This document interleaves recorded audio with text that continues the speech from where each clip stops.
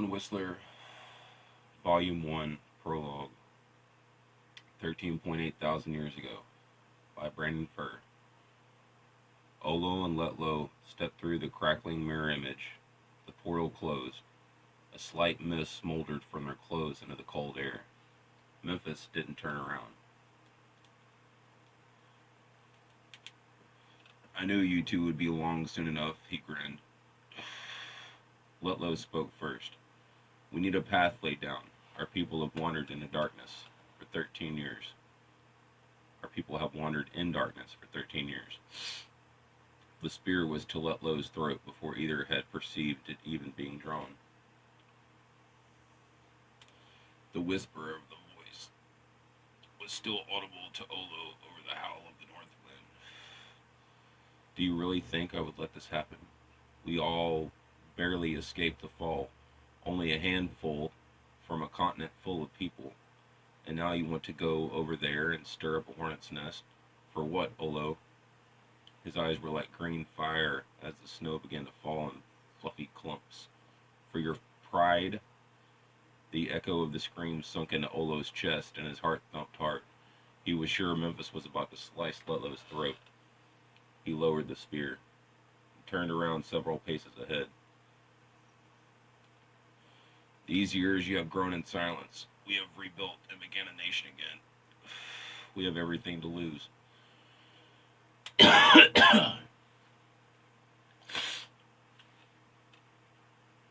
Olo shook his head.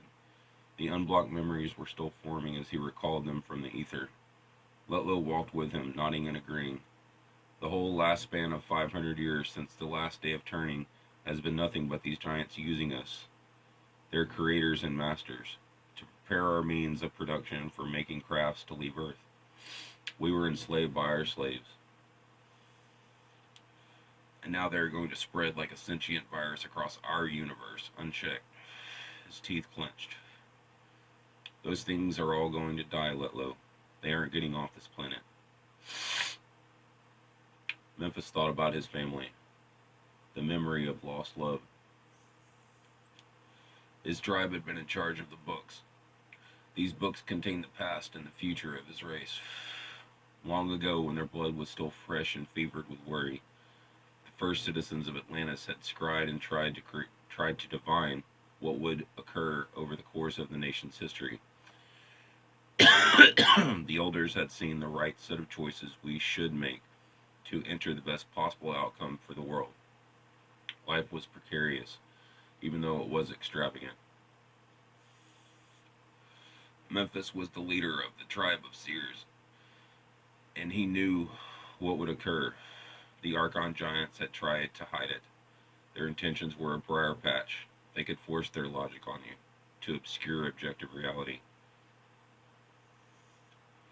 Once the correct path to the possible future was seen by the seers, it had to be invoked, and that path would be laid down like railroad tracks for the train of Atlantis.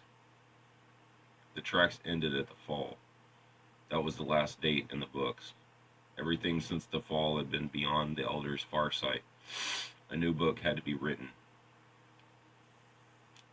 He knew Kraseb was almost ready with the young ones for his new tribe. They would have to be hard and savage to survive. The old story was passed down from the beginning of language. It had spread to all people. 1.5 billion years ago, a being set into motion, the dance of chemicals in Earth's oceans that eventually turned into little copies of itself. The microscopic life held a part of the same light that made us, but it seemed small and primitive. The being that made mankind, as the climax of creation, before the end, felt the same about us. We were a virus that lived on his egg.